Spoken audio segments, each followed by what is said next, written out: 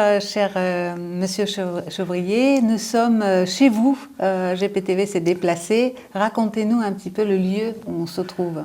Oui, alors effectivement, j'ai l'honneur de recevoir Géopolitique Profonde ici dans notre petit village. Nous sommes en Dordogne, au cœur du Périgord noir. Et j'ai la chance d'habiter un endroit assez magnifique, comme vous avez pu voir, au-dessus de la rivière de la Dordogne. Et donc je vous reçois dans ce cadre qui est un cadre paisible pour parler d'un sujet qui peut-être l'est beaucoup plus inquiétant. Et c'est peut-être aussi parce que je suis dans une région comme ça que j'ai la possibilité d'aborder des sujets qui sont plutôt angoissants.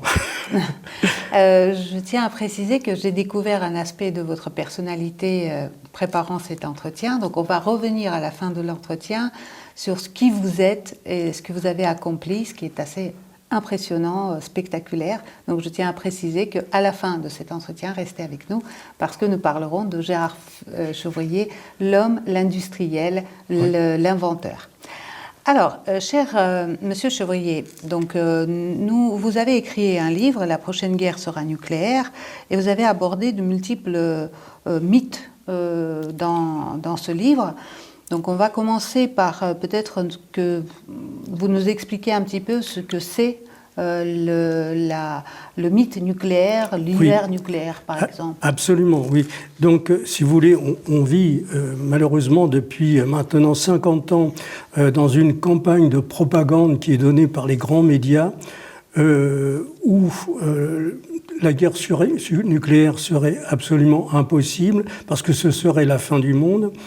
Et donc on ne prépare pas du tout les gens à essayer de s'organiser pour sortir vivant de cette éventualité et à mon avis d'une éventualité qui devient maintenant assez importante. Et donc on va commencer, si vous voulez, par expliquer des choses sur le plan technique, scientifique, tout simplement pour dire, à chaque fois on nous dit ça n'est pas la peine de se protéger parce que de toute façon ce sera la fin du monde, ou bien on nous raconte on ne peut pas, la France ne peut pas être attaquée parce que nous avons la capacité de détruire l'ennemi complètement.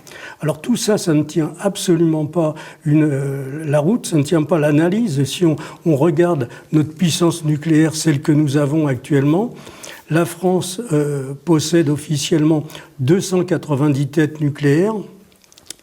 L'essentiel de ces têtes nucléaires sont stockées dans 3 endroits en France, que j'ai déjà cité dans l'une de vos émissions, notamment à Istres, à côté de Marseille. Donc là, on a à peu près 80 têtes nucléaires. On en a une autre du côté de Châteauroux, etc. On ne va pas donner les lieux précis. Et donc, en fait, nous avons une petite partie de cet arsenal nucléaire qui se trouve à bord de nos sous-marins. Alors effectivement, des sous-marins ont une certaine efficacité parce qu'ils sont dissimulés, ils sont sous l'eau, mais il ne faut pas oublier que pour déclencher le tir, il faut qu'ils reçoivent l'ordre.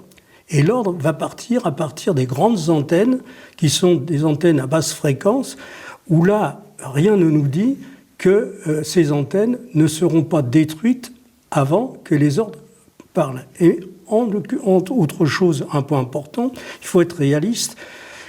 Si la guerre peut se dérouler entre la Russie et les pays de l'OTAN. C'est ça ce qui est le plus probable. Quel sera le point de départ? Ça pourrait être l'Ukraine, ça pourrait être également le Moyen-Orient, où d'escalade en escalade, on arriverait à une confrontation générale, si vous voulez, entre les États-Unis et la Russie. Alors, pour la Russie, le point important, c'est de détruire toutes les bases militaires qui représentent une menace pour elle, pour son existence. Et donc, malheureusement pour nous, nous sommes en Europe l'avant-poste des États-Unis, parce que vous avez des bases militaires en Allemagne, américaines, des bases américaines en Allemagne, vous avez des bases en Belgique, en Hollande, en Angleterre, en Italie, en Espagne. En France, il n'y en a plus, mais comme nous faisons partie du commandement intégré de l'OTAN, eh bien, les bases militaires que nous avons, c'est-à-dire à Brest ou certains points stratégiques en France seront également des cibles, et ce sont déjà des endroits qui sont cartographiés et qui sont programmés pour être détruits. Alors, il faut être conscient que les Russes sont très en avance sur le plan des missiles, sur le plan militaire par rapport aux forces de l'OTAN. Il y a un écart très très important.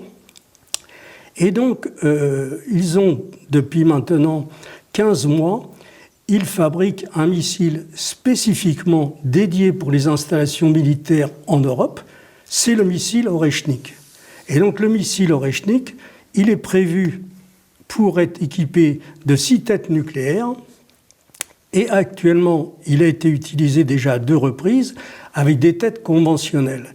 Mais les études qui ont été faites sur ce missile font que c'est un missile qui est destiné à transporter des têtes nucléaires.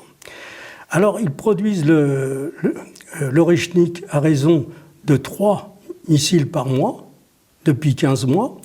Et donc, les Russes travaillent beaucoup dans leurs usines. Ils travaillent en 3-8, et même certaines fois ce qu'on appelle en 5-8, c'est-à-dire que même le week-end, il y a des équipes qui prennent le relais. Et donc, il faut pas être naïf. Toutes les bases que nous avons en Europe représentent en fait un danger pour la population civile. Parce que pour détruire une base militaire, il faut faire des explosions au sol. Alors là, on va rentrer, si vous voulez, dans le vif du sujet, puisque les gens en France ont été maintenus dans l'ignorance totale par un sujet tabou qui est le sujet nucléaire. Alors d'abord, ce qu'il faut bien comprendre, c'est qu'on n'est pas dans le tout ou rien. On est dans un domaine, si vous voulez, où tout est relatif. Vous pouvez très bien être dans une zone où il n'y a pas eu de retombées radioactives, et à 10 km de là, il y a des retombées radioactives. Vous voyez ? Donc, et puis, ça peut être des retombées faibles ou des retombées fortes, ou selon l'endroit. Alors, l'autre point important, c'est que les conséquences d'une guerre nucléaire en Europe, puisque pour nous, ce qui nous préoccupe, c'est l'Europe, eh bien, seront complètement différentes si la guerre a lieu en hiver ou si elle a lieu en été. Pourquoi ? Nous sommes dans l'hémisphère nord, si vous voulez, et donc vous avez des forêts immenses au Canada, aux États-Unis, en France, en Hongrie et surtout en Russie, avec 7 millions de kilomètres carrés de forêts, des forêts magnifiques, avec beaucoup de bouleaux, des chênes, du hêtre, des essences qui sont importantes. Eh bien, si la guerre nucléaire éclate en été, ces forêts vont brûler. Rien n'arrêtera les incendies. Et en fait, ce sera les feux de forêt qui, eux, risquent de provoquer 1 ou 2 hivers nucléaires. C'est-à-dire que pendant 1 à 2 ans, on n'aura presque plus de soleil, et donc on aura des années, ce qu'on appelle sans récolte. En fait, ce que vous dites, c'est que l'hiver nucléaire est provoqué par les feux de forêt qui donc créent ce nuage qui couvre en fait la Terre et qui empêche le soleil. C'est ça, c'est ce qui s'est passé à l'époque, si vous voulez, de l'extinction des espèces, quand on remonte avec l'hypothèse d'un météore qui est arrivé dans le golfe du Mexique, et la puissance énergétique qu'il a dégagée en traversant l'atmosphère a mis le feu à toutes les forêts et là a détruit la vie. Alors là, nous, on n'a pas cette puissance-là. Les humains n'ont pas cette puissance d'un météore, mais si vous voulez, dans l'hémisphère nord, eh bien, il y aura beaucoup de nuages. Si la guerre éclate en hiver, janvier, février, mars, même avril, ou même décembre, les feux de forêt s'éteignent d'eux-mêmes. Vous voyez, la forêt est humide, il ne fait pas chaud, etc. Donc, conséquence d'une guerre entre décembre et mars, il n'y a pas d'hiver nucléaire. Et donc, je vais aller sur le tableau pour vous faire voir pourquoi. Et aussi, on va démystifier un petit peu tout ce qu'on nous raconte parce que les gens, ça va être la fin du monde, tout ça. Non. Alors, dans le domaine du nucléaire, bien que les gens soient maintenus dans l'ignorance, on connaît beaucoup de choses parce que la première explosion a eu lieu en juillet 1945 et depuis, il y en a eu 2161. Vous voyez, 2161 des vraies explosions qui sont qualifiées par les journalistes d'essais.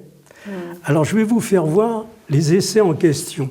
On va s'occuper principalement d'une chose et qui va donner quand même une bonne idée.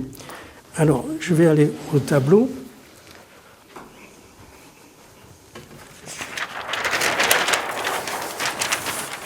Alors, ici, j'ai écrit les explosions qui ont été pratiquées par la France.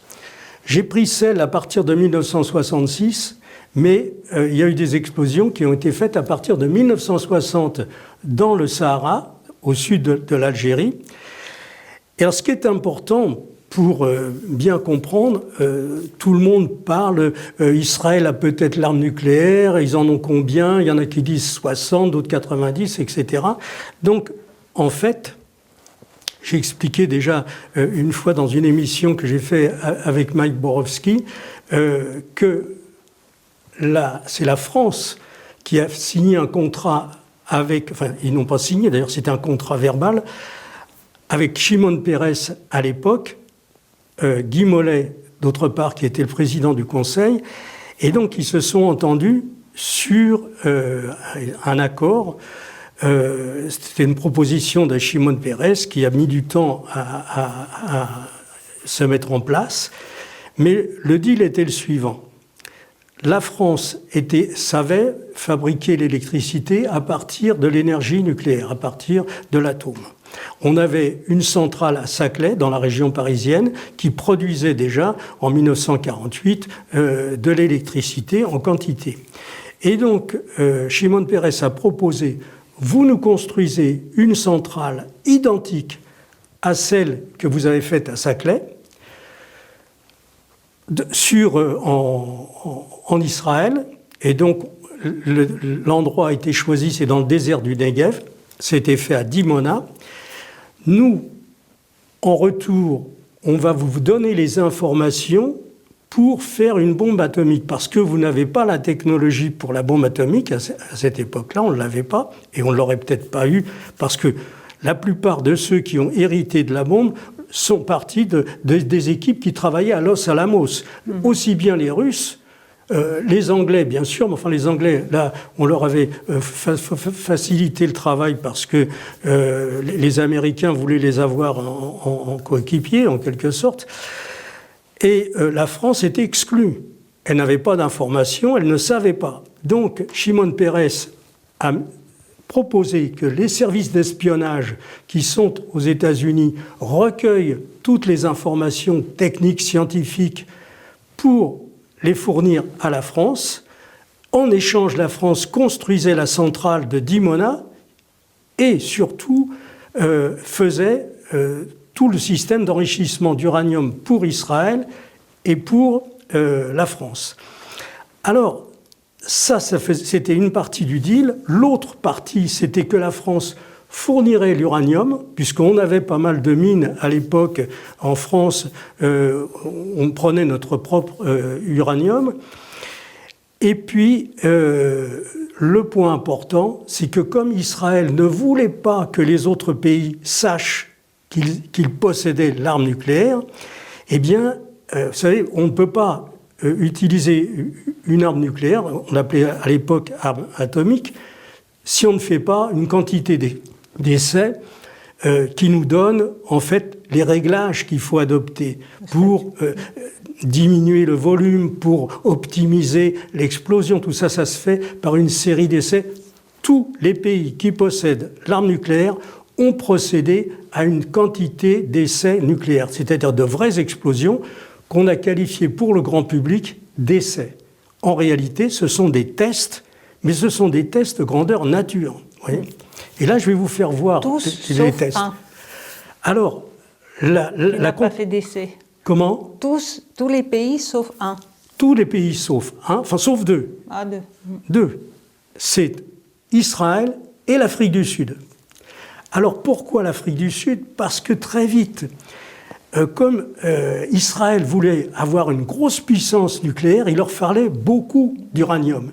Et nous, en France, on n'avait pas la capacité de les fournir. D'ailleurs, très vite, on s'est fourni au Niger, etc. Vous voyez, en uranium, puisqu'on faisait des centrales, parce que il faut d'abord avoir une centrale électricité pour faire 3,5% d'enrichissement, et puis après, on va vers d'autres systèmes d'enrichissement. Et donc, les Israéliens ont signé des accords secrets avec l'Afrique du Sud. Vous nous fournissez l'uranium en grande quantité et nous, on vous donne la technologie pour fabriquer la bombe, etc. Et là, vous allez voir, en fonction des buts qui sont poursuivis, on ne fait pas le même type d'essai. Alors c'est la raison pour laquelle, dès le départ en 1960, la France fait des essais pour Israël et la France. Vous voyez, Israël et la France, on en fait dans le désert, puis après on va à Mururoa, on continue à deux, et puis ensuite arrive l'accord qui se met en place avec l'Afrique du Sud, et là, il y a des essais pour 3 pays. Alors, je suis catégorique là-dessus, affirmatif, la France a testé pour les 3 pays, et vous allez voir pourquoi. Vous savez que ça fait 50 ans que j'ai créé plusieurs sociétés, et donc j'ai passé ma vie à faire de la recherche appliquée. À peu près, je dirais entre 30 et 40% de mon temps, c'est de la recherche appliquée, c'est des essais, c'est des prototypes et tout ça. Et donc, quand on fait des essais, quand on fait des tests, quand on fait une ligne pilote pour noter tout ce qui se passe et ensuite modifier, eh bien, on récupère toutes les données. Et après, il faut du temps pour réfléchir, pour redessiner, pour faire des modifications. On ne va pas faire un essai aujourd'hui et faire les modifications le lendemain. Vous voyez, il faut du temps pour... Et donc, vous allez voir que quelqu'un qui a l'expérience comme j'ai, on ne va pas lui raconter des histoires sur... la France fait des essais pour elle. Alors, il y a un autre point important, c'est que la France possède 290 têtes nucléaires, l'Angleterre, 290 têtes nucléaires. On a la même puissance. Eh bien, l'Angleterre a procédé à 45 tests nucléaires, qualifiés d'essais, dans le monde, et la France, 210. Vous voyez, pour la même puissance. Alors, vous comprenez bien que ce n'est pas que pour la France, parce qu'on aurait fait 45, on en aurait peut-être fait 60, et puis c'est tout. Alors là, j'ai sélectionné les essais, qui sont qualifiés d'essais, qui ont été faits pour Israël et pour l'Afrique du Sud. Alors là, c'est très précis. On démarre à la 21e explosion, donc il y en a eu d'autres avant. Et pourquoi j'ai choisi ces essais? C'est parce que ce sont des essais pour des explosions à basse altitude. C'est très important. Parce qu'il y a 2 types principalement d'explosions qui sont très différentes. C'est les explosions qui sont au sol, qui là génèrent, on le verra tout à l'heure, génèrent une montée de terre, propulsion de terre, de rochers, tout ça dans l'atmosphère. Ils vont faire des retombées radioactives qui vont être très dangereux pour la population civile. Et puis vous avez des explosions à basse altitude, c'est-à-dire 800 mètres, 900 mètres, 1200 mètres, qui, eux, ne font pas de retombées radioactives. Elles explosent en l'air, elles tuent par leur effet direct le rayonnement, la pression et la chaleur. Mais il n'y a pas de retombées radioactives. Or, Israël est un petit pays et il ne veut pas faire des explosions au sol parce qu'il va récupérer les nuages radioactifs qui vont leur empoisonner la vie.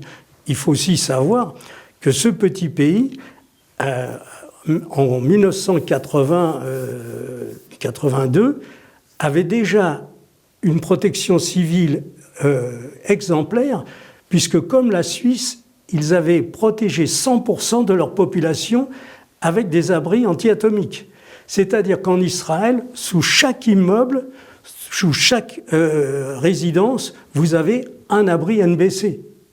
Et donc les gens quand il y a un risque, ils descendent dans les abris. C'est la raison pour laquelle, en ce moment, il y a beaucoup de destructions qui sont faites par les missiles qui viennent d'Iran, mais il y a très peu de blessés parce que les gens sont à l'intérieur d'abris ou dans des situations où ils sont protégés des explosions. Alors on va venir à ça.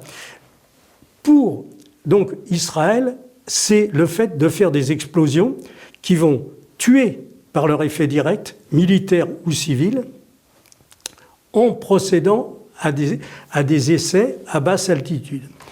Alors vous avez le premier qui est... Alors là aussi, ce qui est important, c'est que je vous donne le nom et les dates.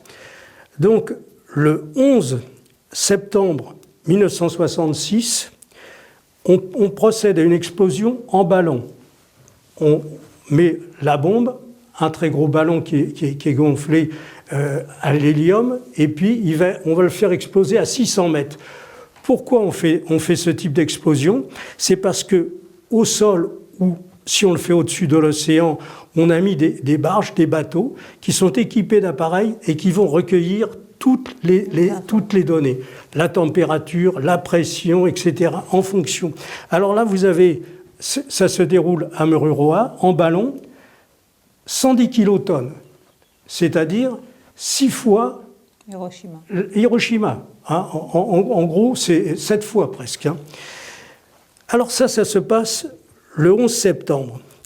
Le 24 septembre, il y a un autre essai. Et puis, le 4 octobre, c'est-à-dire même pas 10 jours après, il y a encore un autre essai. Et puis, c'est pas rien. C'est 125 kilotonnes, c'est 205 kilotonnes. C'est-à-dire que là, on est à 15 fois Hiroshima. Oui, ce sont de vraies explosions. Et donc, là, vous avez la démonstration que la France teste pour 3 clients différents. Vous voyez? Parce que si on teste pour nous, il nous faut 6 mois pour étudier toutes les données. Donc, il y a une provenance qui vient d'Israël, il y en a une qui vient d'Afrique du Sud, on a apporté la bombe, et puis, bien entendu, il y a toutes les équipes qui sont là pendant une période d'un mois pour faire les tests, recueillir toutes les données, et ensuite apporter des modifications. Et donc, l'année suivante, à nouveau, vous avez 3 tests qui sont faits, avec très très peu d'écart. On est 5 juin, 27 juin, 2 juillet. Donc en l'espace de moins d'un mois, on procède à nouveau à 3 tests. Vous voyez ? Et là encore, c'est des puissances assez importantes, 120 kilotonnes, 22 kilotonnes.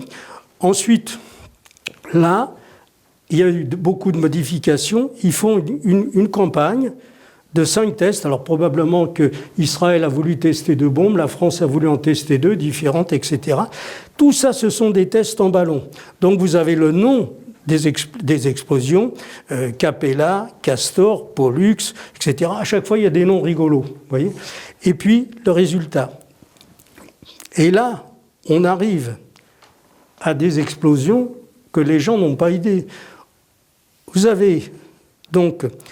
Le 24 août, on procède à un test de 2,6 mégatonnes.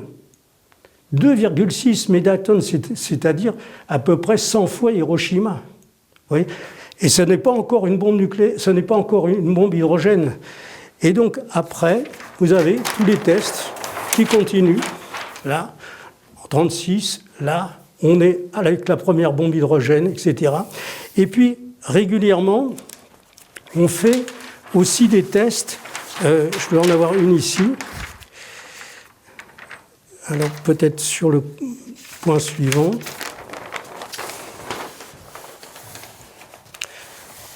Voilà, on fait aussi des tests de sécurité.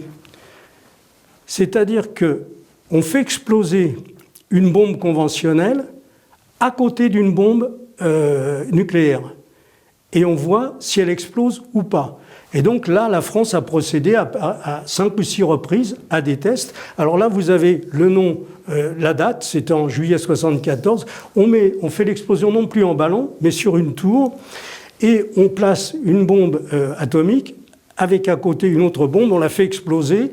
Et résultat, il y a eu 0 explosion. Donc le test est positif, ça s'est bien déroulé parce que en réalité, la pression d'une bombe à côté ne fait pas exploser la bombe atomique. mais c'est la chaleur qui pourrait la faire exploser. Alors de ça, on ne va pas en parler aujourd'hui. Et donc vous avez ici tous les noms, les dates, etc. Donc on est arrivé à une très grande quantité de tests, si vous voulez. 74. Où, vous avez ici, c'est la démonstration que la France a testé pour ces 3 pays, je dirais 3 clients différents. Hein. Alors, on va aller sur autre chose. Monsieur Chevrier, ça s'intensifie beaucoup en 74, d'après votre schéma. Il y a beaucoup d'explosions en 74 sur une année. Il y en a eu même d'autres dates, ça s'est poursuivi. Après, il y a eu beaucoup de campagnes, probablement parce qu'ils étaient dans la phase où ils voulaient miniaturiser les bombes. Oui, parce qu'au départ, je ne sais pas si vous vous rappelez, la bombe d'Hiroshima, qui n'était pas très puissante, mais elle était énorme. Et donc, il fallait concevoir du matériel pour diminuer le volume, parce qu'une bombe comme ça, vous ne pouvez pas la mettre dans un sous-marin.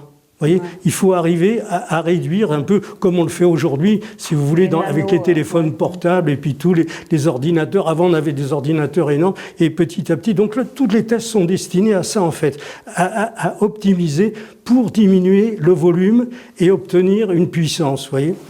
Alors là, on va passer sur quelque chose qui est intéressant. On nous raconte, c'est pas la peine de se protéger parce que de toute façon, ce sera la fin du monde, il y aura un hiver nucléaire, etc.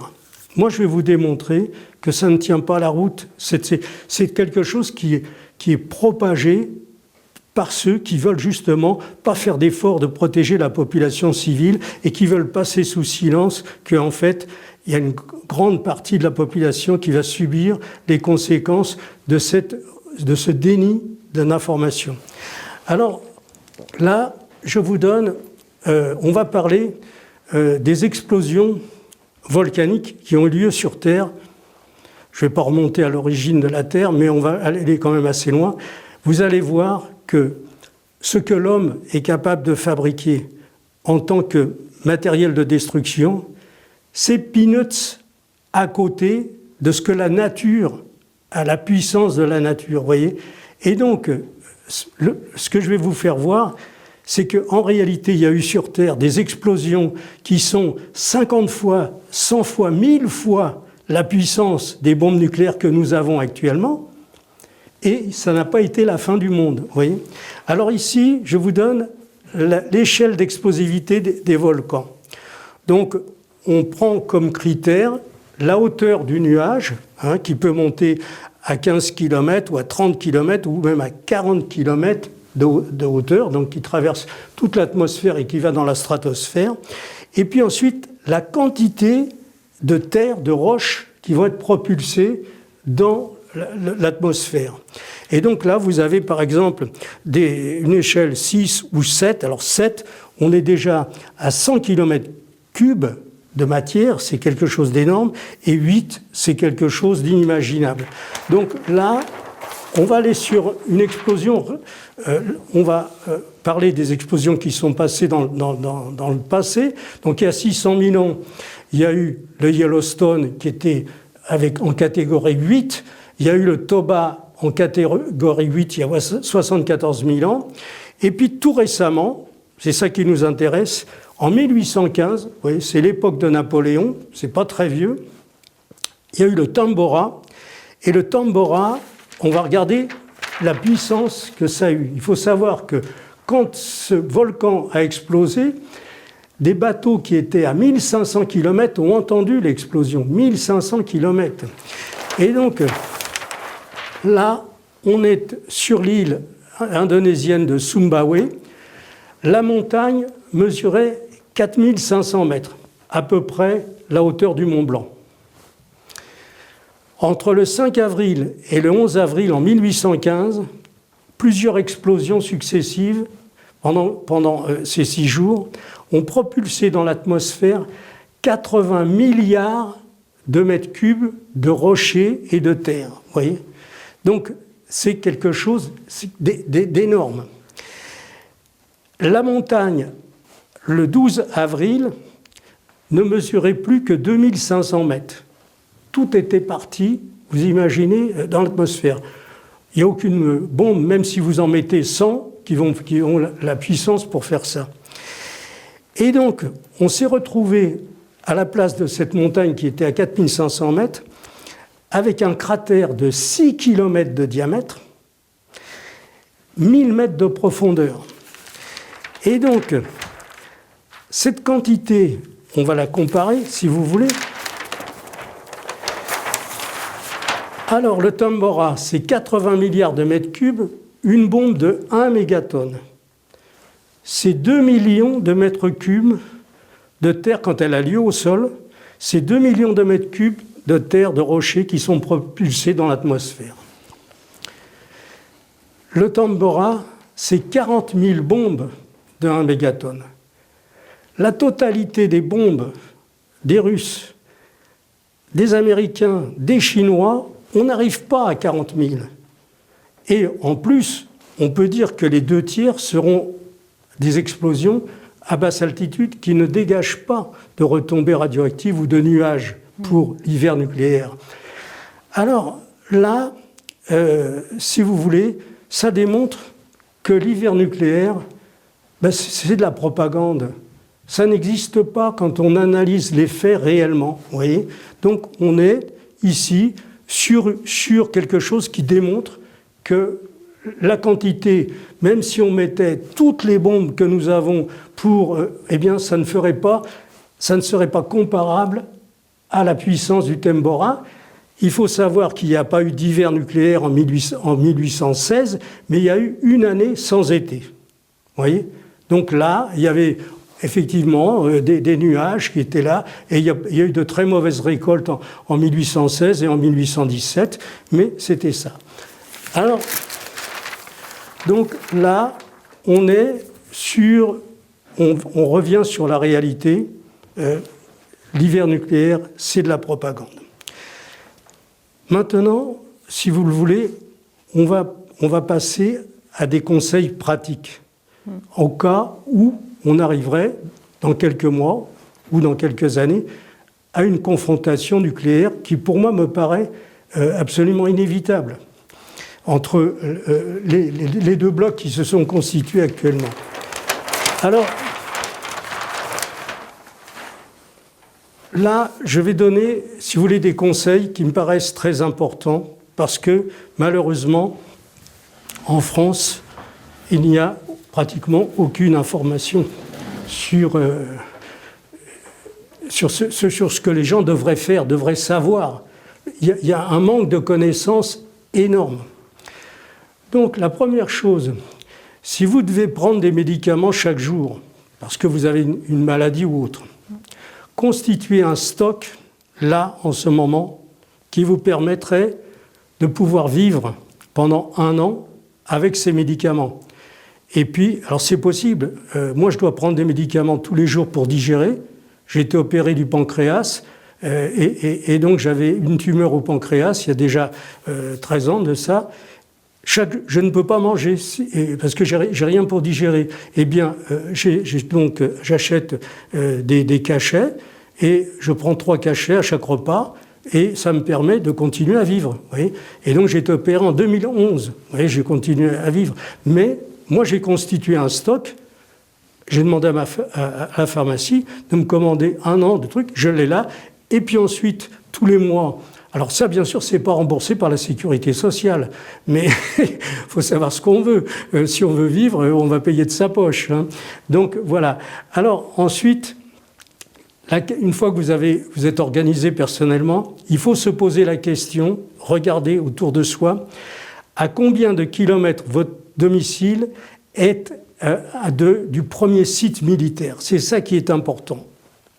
En fonction de l'endroit où on habite, on a très peu de chances ou beaucoup de chances d'avoir des retombées radioactives. Vous voyez ? Et ça, on ne peut pas définir, c'est chaque personne qui doit se poser les questions et qui doit regarder.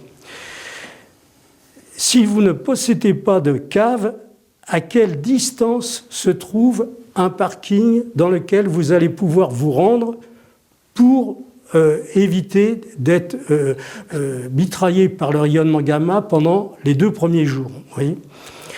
Ensuite, placez dans votre habitation un minimum pour pouvoir vivre pendant 3-4 jours sans avoir à faire de la cuisine. Ça veut dire des gâteaux secs, des fruits secs, quelques bouteilles d'eau dans un sac à dos. Et si il y a quelque chose qui arrive, eh bien, vous allez vous rendre dans un parking souterrain.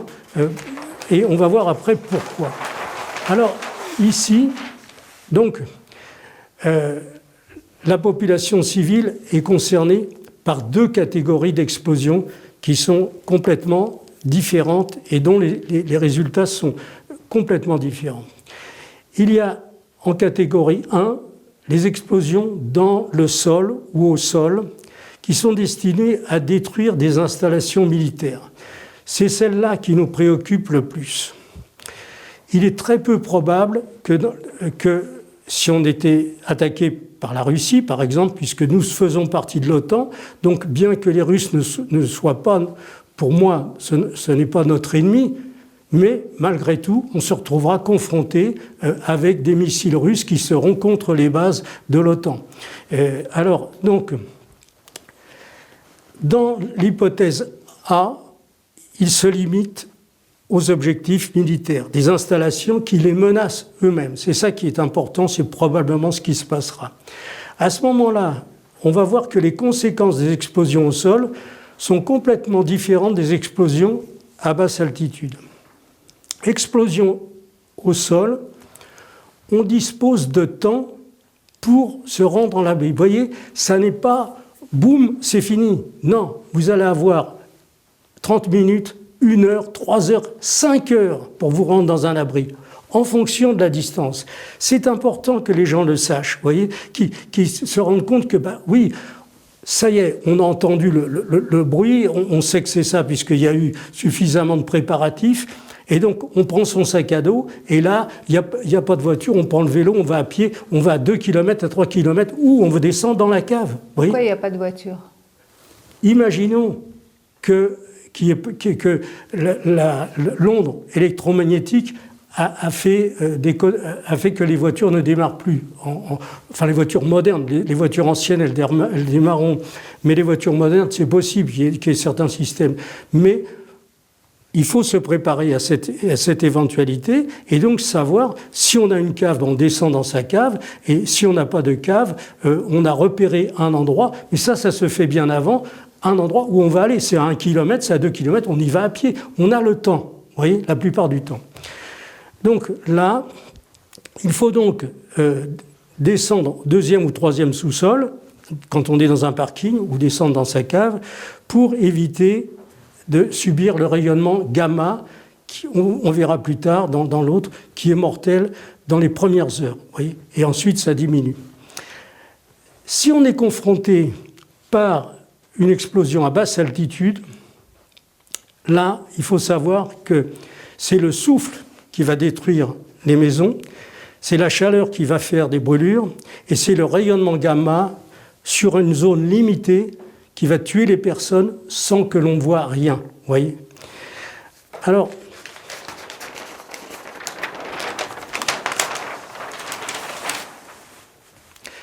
comment reconnaître une explosion au sol d'une explosion à basse altitude? Ça, c'est important. C'est des choses que tout le monde devrait savoir. Mais c'est le blackout total. Personne ne sait rien. Même des militaires ou des gendarmes ne savent pas bien souvent.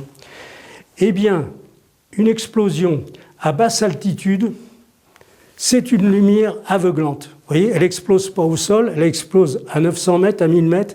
Et là, vous avez une lumière blanche aveuglante. Il ne faut surtout pas la regarder. Mais même si vous regardez le sol, vous êtes aveuglé.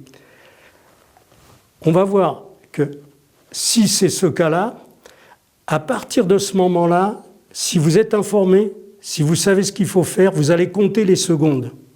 D'abord, vous allez vous mettre tout de suite à l'abri, je vais vous expliquer comment. Et puis ensuite, vous allez compter les secondes. Pourquoi c'est important de compter les secondes? Parce que c'est ça qui va vous dire la distance à laquelle vous êtes.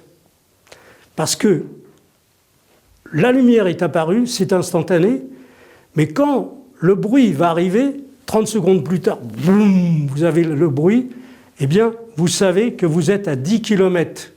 Si c'est 60 secondes, vous êtes à 20 km de l'explosion. Et ce n'est pas du tout la même chose, vous voyez. Alors, on va continuer. Explosion au sol ou dans le sol, pour détruire une installation militaire, il n'y a pas de lumière blanche. Parce que, si vous voulez, toute l'énergie est prise dans le terre et vous allez avoir une montée d'une colonne et vous allez voir le champignon.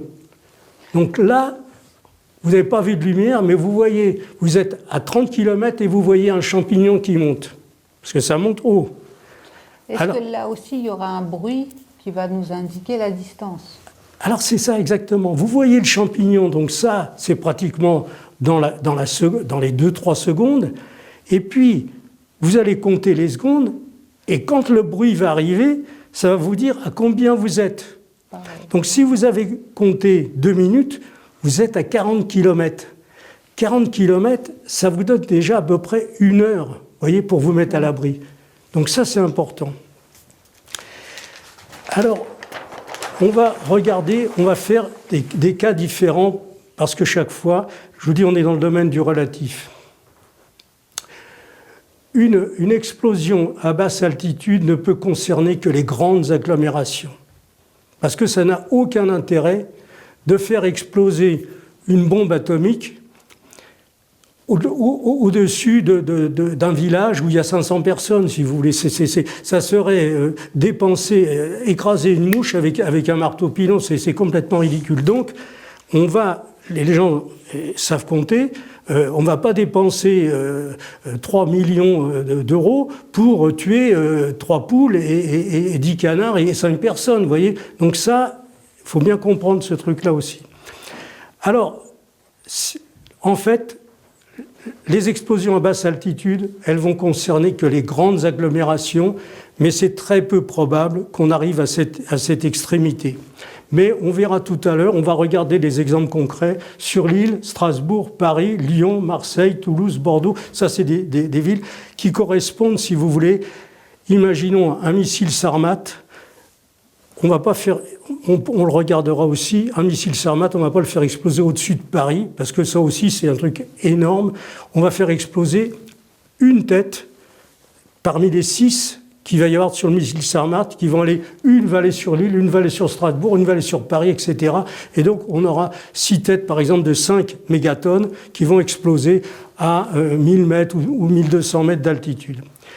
Là, il faut toujours penser les choses avant, et le savoir, c'est déterminant si vous voulez sortir vivant. Si vous habitez un pavillon, il faut vous réfugier aussitôt que vous avez vu la lumière dans un angle de la maison. Vous voyez, parce que si le souffle qui va arriver dans 30 ou 40 secondes détruit votre maison, eh bien la plupart du temps, les angles resteront debout. Vous voyez, si vous êtes au milieu de la pièce, surtout pas à côté des fenêtres, parce que là, boum, vous prenez tous les morceaux de verre, vous allez vous réfugier dans la salle de bain, dans un angle de la maison.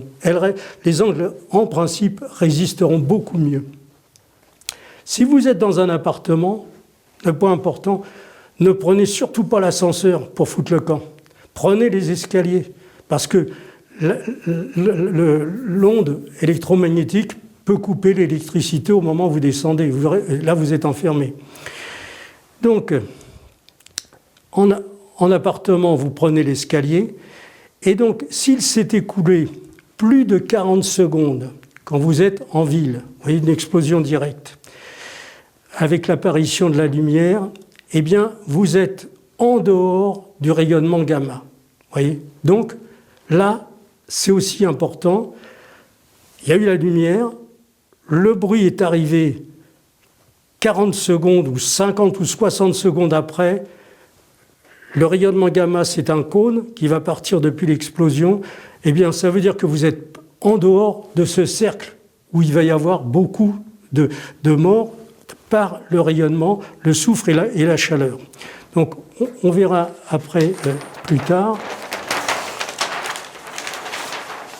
Donc, une explosion au sol, je vous l'ai déjà dit, vous disposez de minimum 30 minutes bien souvent 2 heures ou 3 heures, parce que l'explosion a eu lieu pour détruire une base américaine en Belgique, et le nuage va arriver à Paris 5 heures plus tard, vous voyez, ou 4 heures plus tard. Donc on a le temps de prendre les affaires et de descendre.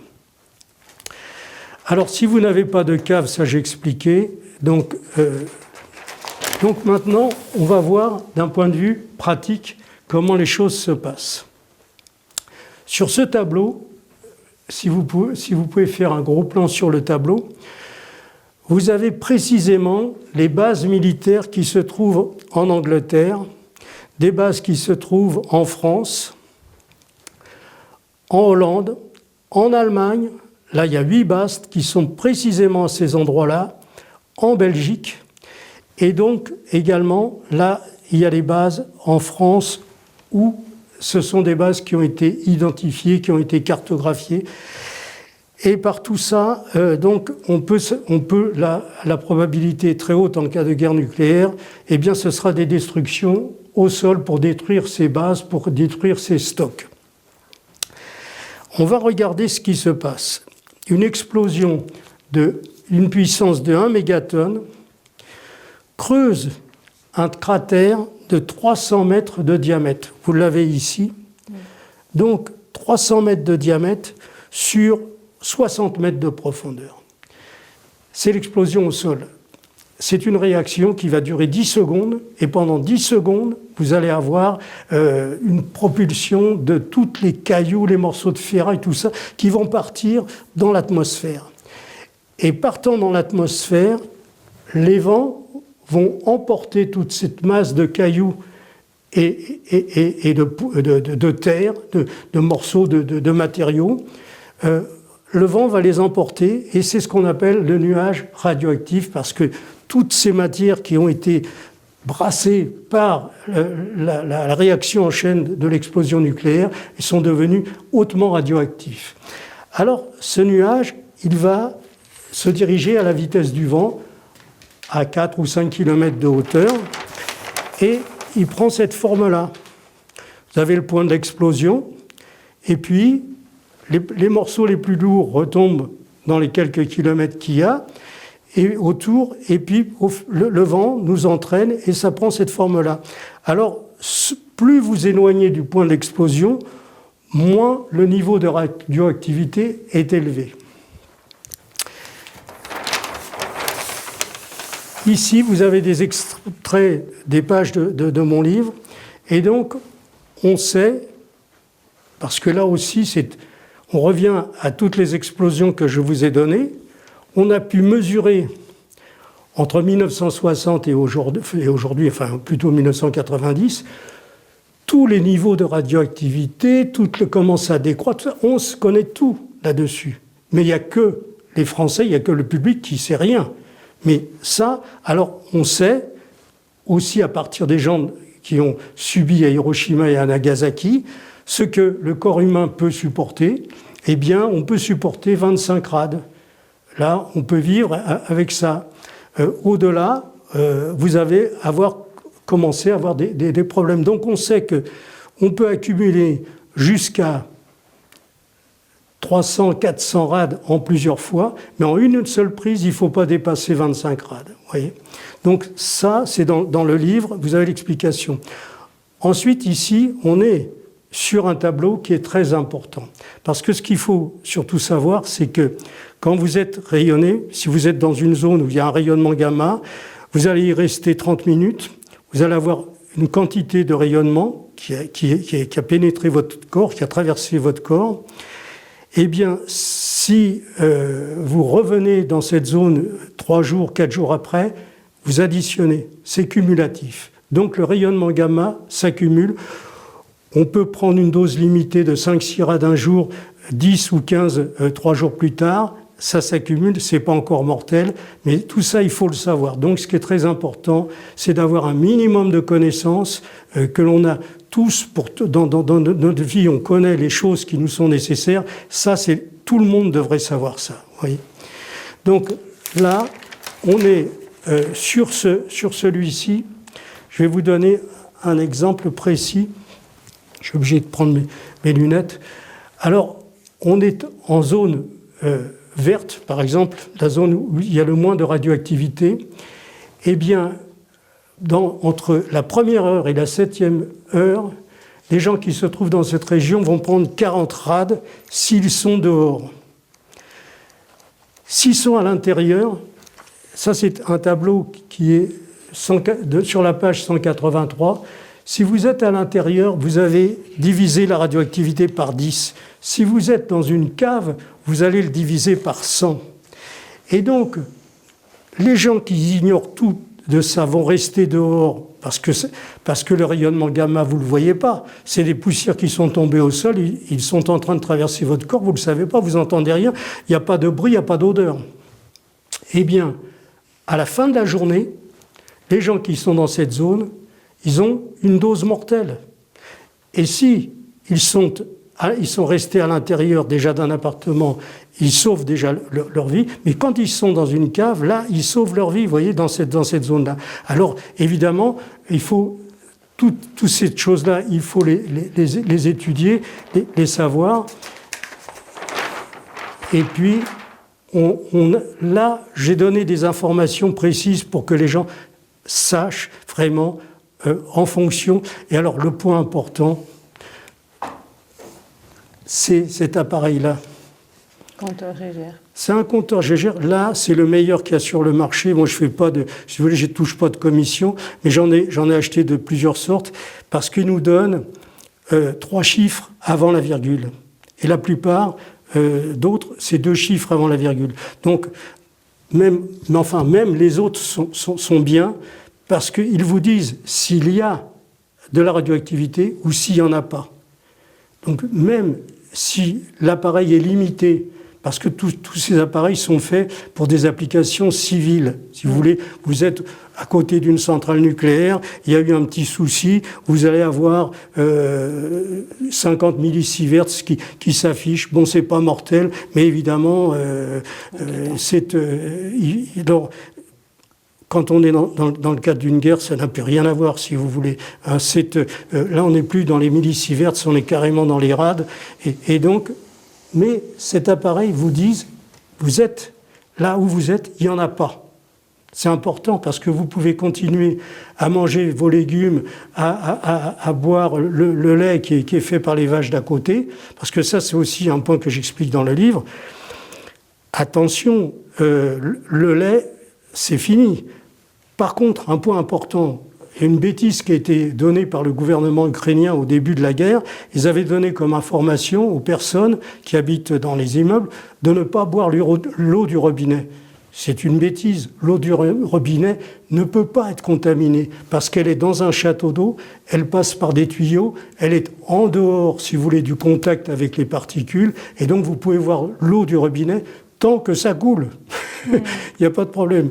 Donc, c'est des choses comme ça qu'il faut savoir. Quelque part, l'eau du robinet va être moins contaminée qu'une bouteille à côté d'une fenêtre. Non, mais c'est pareil, si vous voulez, une bouteille, l'eau qui est à l'intérieur de la bouteille, elle ne peut pas être contaminée.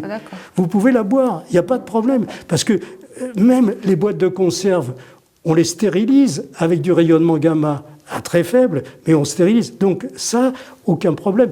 Vous ne pouvez pas prendre le rayonnement gamma, mais des légumes et tout ça peuvent prendre du rayonnement gamma. Par contre, il ne faut pas qu'ils soient en contact avec les poussières.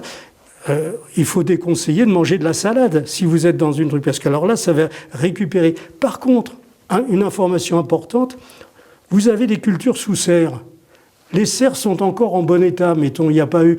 C'est simplement des retombées. Vous êtes dans une zone, à 100 km de l'explosion, il y a eu des retombées. Mais il n'y a pas de problème, vous pouvez manger vos légumes parce qu'ils ne sont pas en contact avec les carottes, les pommes de terre. Voilà, donc ça c'est important. Alors, on va... toujours pour communiquer des informations à ceux qui nous regardent, on peut résumer qu'il existe 5 types d'explosions nucléaires. Les explosions à basse altitude, j'en ai parlé, l'explosion au sol, explosion dans le sol, qui ont les mêmes conséquences, et d'autres qui ont une autre type de conséquence, c'est les explosions dans la mer. C'est le cas, par exemple, du Belgorod qui pourrait envoyer les torpilles, vous savez, qui explosent. Poséidon, qui explose dans la mer pour générer un tsunami. Donc là, j'ai fait une émission là-dessus pour expliquer quelles sont les conditions, parce qu'on ne peut pas, vous faites exploser une bombe de 100 mégatonnes, ce qui est le cas du Poséidon, dans la Manche, ça ne fera pas une vague qui va, parce que la hauteur n'est pas suffisante, si vous voulez. Il faut, cette puissance est tellement énorme, et la chaleur est tellement importante, 5000 degrés, que l'eau va être vaporisée, et donc il faut une pression très importante. Ça ne peut pas concerner la Manche. Par contre, cette explosion du Poséidon pourrait très bien concerner l'Angleterre en faisant exploser une torpille Poséidon en mer du Nord. Là, la profondeur est suffisante, à peu près à 50 km de l'embouchure de la Tamise. Et là, vous auriez une vague qui détruirait tout. Peut-être cette partie de l'Angleterre, une vague qui peut faire 150 à 200 mètres de haut, mais qui va non seulement détruire l'Angleterre, mais qui va détruire la Hollande et la Belgique, parce que là, c'est un pays plat, il n'y a rien qui va l'arrêter, vous voyez. Et donc, ça, c'est l'explosion dans la mer. Et puis, les explosions à très haute altitude, où là, l'effet, c'est pour faire envoyer une onde électromagnétique très puissante qui vont faire mettre en panne tous les systèmes électroniques, etc. Donc, dont les antennes. Oui, oui. Dont les antennes qui commandent les... Aussi. Alors là, on l'a déjà vu. Là, on peut faire un gros plan, on le voit bien. C'est le cratère qui est fait par une bombe de 1 mégatonne, qui génère donc les nuages dont on a parlé tout à l'heure. Là, vous avez un tableau un peu plus gros qui fait voir le type de nuage qui a à peu près cette forme-là, avec les niveaux de radioactivité qui sont différents, parce que ce sont les retombées radioactives qui vont générer le rayonnement gamma, donc sur la zone bleue, la zone rouge, la zone jaune, etc. Ici, vous avez un tableau en gros qui fait voir que l'information est très importante. Si les gens savaient ce que je sais, c'est pas très compliqué, eh bien, ils seraient en mesure, 9 fois sur 10, de sauver leur famille. Et comme ils sont dans l'ignorance, eh bien, ils vont rester dans des endroits où ils sont exposés, ils ne le savent pas, et ces gens-là, malheureusement, vont mourir.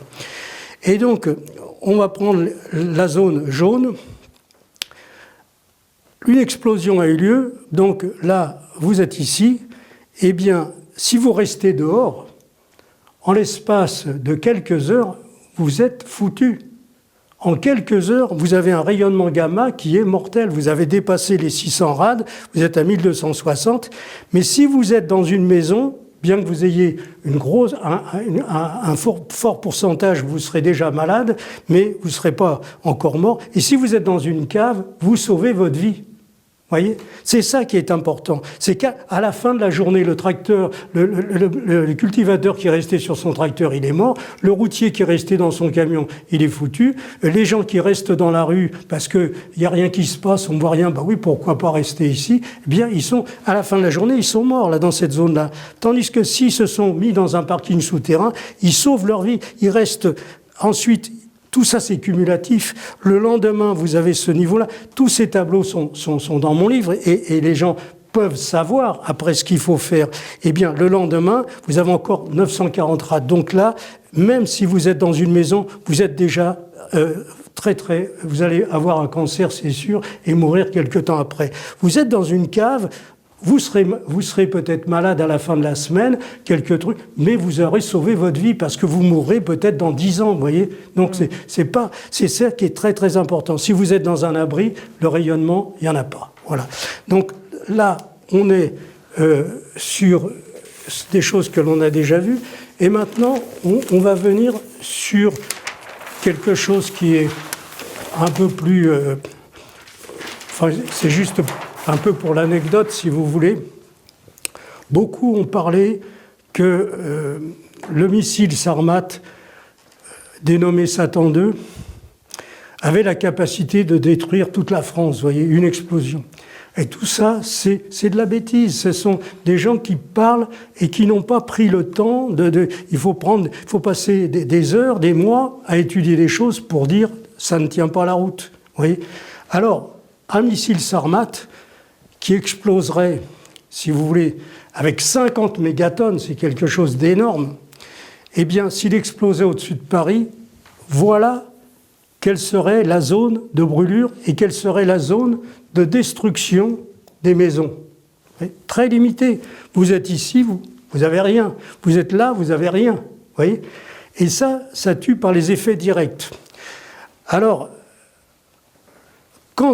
imaginons que ce missile Sarmat explose au-dessus de Paris, eh bien, à 40 km, le souffle arrive en 180 secondes. Vous voyez ? Et donc les brûlures vont arriver en 180... C'est long, 180 secondes. Si vous êtes au courant de ce truc-là, et que vous êtes à 40 km, vous rentrez dans une maison, vous vous protégez des brûlures.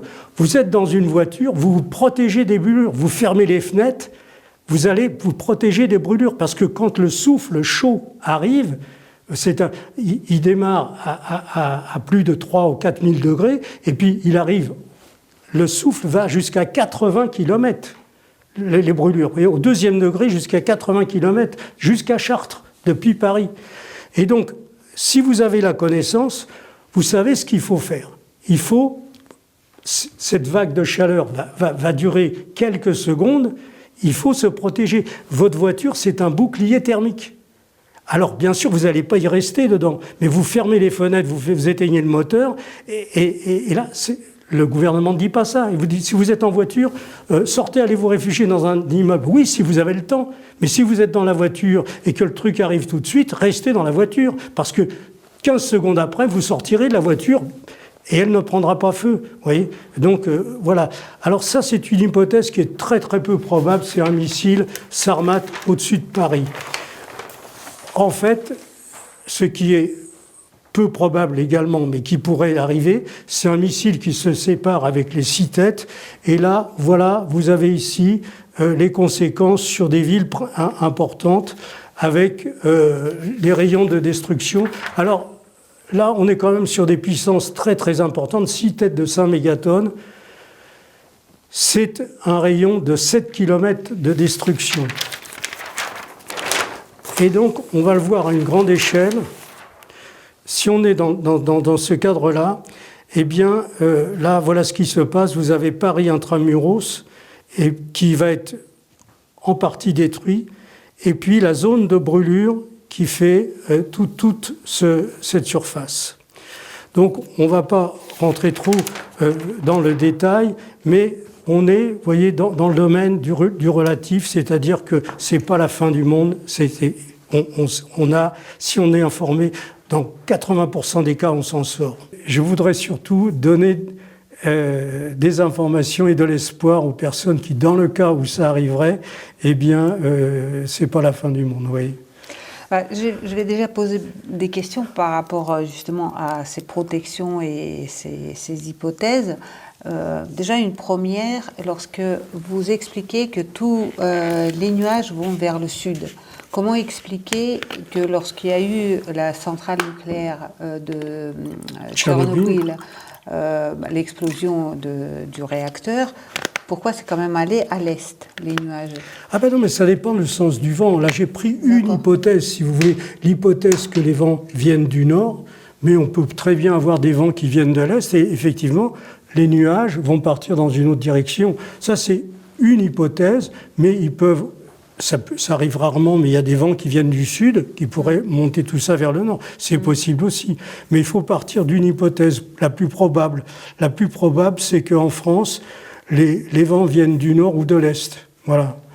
Mais autrement, oui, effectivement, il y a aussi des vents qui viennent de l'ouest, et auquel cas, le nuage va prendre une autre direction. C'est justement ce que soulignent aujourd'hui les Russes par rapport à Zaporojie, parce que toutes les projections des Ukrainiens sur le fait que s'il y a une catastrophe à Zaporojie, le vent va amener vers l'est. Oui. Et donc, leur calcul est fait sur un vent de l'Est, sauf que le vent... Parce que le vent, à ce moment-là, vient de l'Ouest, ce qui est le cas aussi souvent chez nous. On voit bien que la pluie vient souvent de l'Ouest, depuis les vents viennent de Bretagne en direction de Paris. Oui, c'est aussi une hypothèse. On ne sait pas au moment où ça va se passer, d'où viendra le vent et où il ira. Ça, on ne sait pas. Monsieur Chauvrier, ce que vous avez étudié, c'est une question, hein, c'est lié aux explosions. Avez-vous fait la même étude de ce qui arrive lorsqu'il y a une catastrophe nucléaire liée à une centrale?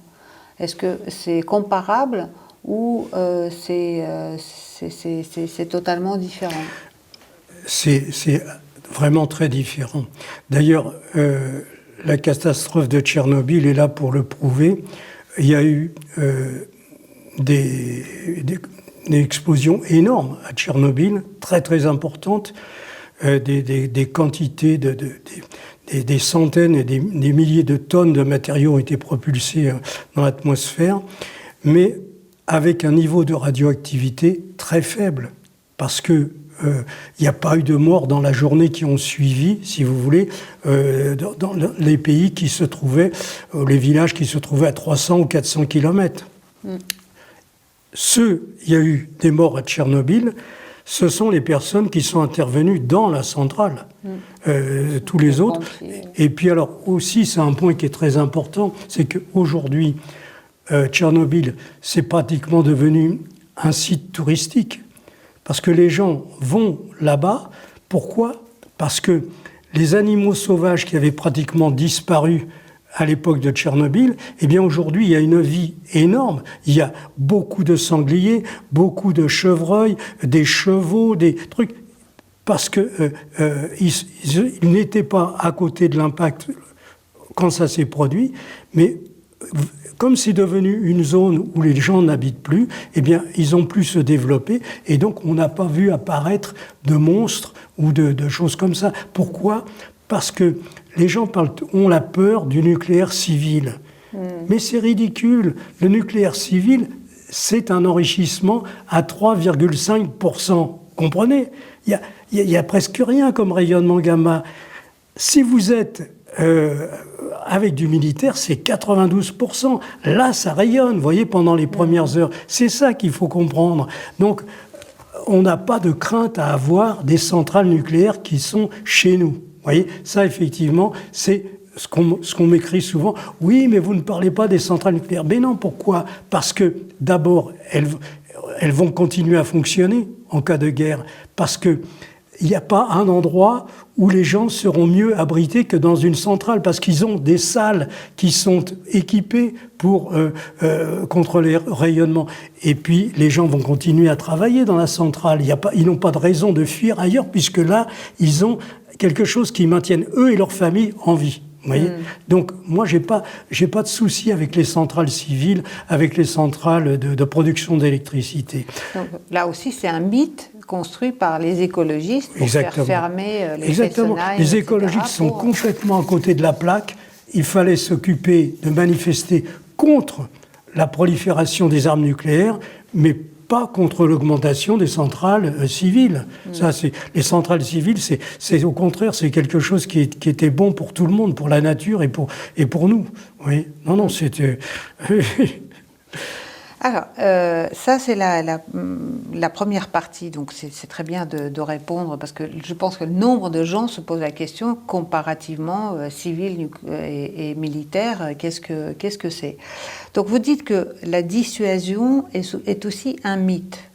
Nous, on nous répète matin, midi et soir que nous sommes protégés, nous pouvons aller titiller l'ours russe dans tous les sens, le faire sortir de sa grotte, parce que nous sommes protégés ayant notre propre système de protection nucléaire. Qu'est-ce que vous en dites? Non, nous n'avons aucune force de dissuasion face à un pays comme la Russie. La Russie, c'est 6600 têtes nucléaires actuellement, enfin, de ce que l'on sait, et surtout un territoire immense. et en plus maintenant des équipements antimissiles qui sont d'un très haut niveau technologique. Les Russes ont d'abord produit les S-300 qui ont une portée limitée mais peuvent déjà faire détruire un missile à tête nucléaire qui viendrait d'un sous-marin. Ensuite, il y a eu les S-400 et maintenant, ils ont un équipement avec des stations radar S-500 où, si vous voulez, les 40 têtes nucléaires que nous avons dans nos sous-marins, c'est de la blague pour eux. Il n'y en a pas 1 sur 20 qui va arriver à destination, parce que les S-500 vont les détruire, et ils ont une capacité de détecter déjà un missile à 700 km, donc avec nos missiles qui volent en supersonique et non pas en hypersonique, ils n'arriveront pas à destination. Donc peut-être 1 sur 20 qui arrivera. Donc nous n'avons aucune force de dissuasion. Si les Russes décident d'attaquer les pays de l'OTAN, ils se fichent du tiers comme du quart de la force de dissuasion française ou anglaise. Bien sûr ils sont au courant où sont nos missiles, ils sont préparés pour se défendre, il y aura peut-être quelques zones qui seront touchées, mais quand ils prendront la décision, ils enverront tous leurs missiles, et comme je l'ai expliqué, c'est une guerre qui durera moins d'1 heure, vous voyez, entre le départ du premier missile et l'explosion du dernier. Donc, ça fait très, très, très peur, effectivement, mais comment, alors, dans ce cas-là, Monsieur Chevrier, qui conseille nos gouvernants lorsqu'ils vont jusqu'à parler de dissuasion européenne, lorsque la Norvège se dote du parapluie français nucléaire? Comment expliquer Ce sont des gens qui racontent des histoires. Au même titre, on a la preuve que ce sont des gens qui nous racontent des histoires, puisque en février 2022, vous avez notre ministre de l'économie qui nous dit dans quelques semaines, la Russie sera à genoux. Vous voyez, il est complètement en dehors des réalités. La réalité économique ou la réalité militaire. La réalité économique, c'était tout simple. Nous, l'Europe, on est 500 millions d'habitants, on est client de la Russie, effectivement, on arrête de lui acheter tout ça, mais le monde a changé depuis un siècle. Eh bien, la Russie ne fournit plus de gaz à l'Allemagne et à la France, ne vend plus ses produits. Mais il n'y a pas de problème, il y a 1,4 milliard de Chinois qui veulent leurs produits, il y a 1,4 milliard d'Indiens qui sont prêts à acheter tout ce que la Russie peut proposer, et donc sanctions économiques, résultat zéro. Résultat, c'est toute l'Europe qui est en difficulté depuis 2 ans, vous voyez. Donc, on est exactement du même niveau. Sur le plan militaire, on nous raconte les mêmes bêtises que sur le plan économique, voilà. Ce qui est assez surprenant, c'est que lorsque vous avez écrit votre livre, La prochaine guerre sera nucléaire, je rappelle, livre écrit en novembre 2022. Dans ce livre... Fini d'écrire en 2022. Voilà. J'ai commencé en mars. D'accord. Vous abordez à ce moment-là le conflit ukrainien, le conflit en Ukraine, l'opération spéciale russe, la guerre entre la Russie et l'Ukraine, et vous présagez à ce moment-là l'arrivée au pouvoir de Donald Trump, alors que on avait vu ce qui s'est passé en 2020, donc il a été complètement empêché et l'élection a été volée. Donc vous dites qu'il sera élu et qu'il y aura une guerre avec l'Iran. Je rappelle à nos auditeurs qu'à ce moment-là, on est en novembre 2022. Et nombre d'experts disent jamais ils s'attaqueront à l'Iran parce que c'est un morceau trop gros, ils ne le feront pas, etc. Or, il commence par, dès juin 2025, il fait cette guerre de 12 jours. Déjà, pourquoi il fait cette guerre? Est-ce qu'il y a un lien avec le nucléaire, M. Chevrier? Alors oui, effectivement. J'avais écrit que Donald Trump serait réélu en 2024 et qu'en fait, il serait réélu pour bombarder l'Iran. Je l'ai écrit très clairement, et ça a été sa mission. Parce qu'aux États-Unis, nous ne sommes plus depuis déjà plusieurs décennies dans une démocratie. Les États-Unis sont dirigés par un organisme qui s'appelle AIPAC et qui est complètement entre les mains du lobby de la finance. On va l'appeler comme ça. Et donc ce lobby de la finance a pour mission de protéger d'une façon inconditionnelle Israël et également de permettre son développement pour aller vers le rêve ou le fantasme du grand Israël avec la conquête du Liban, de la Syrie, d'une partie de la Jordanie, etc. Et la Turquie. Et une partie de la Turquie, un petit morceau de la Turquie. Alors, ça fait déjà longtemps qu'ils ont ce plan, si vous voulez, et ce plan a nécessité la destruction de tous les pays qui pouvaient représenter une entrave à la réalisation de ce plan. Ça a été bien sûr d'abord la guerre Iran-Irak, ou plutôt Irak-Iran, qui a été organisée par la CIA, par le lobby de la finance. Et rappelons qui a été aidé à ce moment-là par l'Occident. Bien sûr, l'Irak. L'Irak était aidé. De Saddam Hussein. Alors vous avez par exemple, je l'explique, je le raconte dans mon livre, que Donald Rumsfeld, qui était un dur, celui-là, c'était pas un tendre, rend visite à Saddam Hussein au moment où la guerre éclate entre l'Irak et l'Iran, et il lui dit à Saddam Hussein, ils sont trop nombreux, vous n'y arriverez pas. Il vous faut produire des gaz.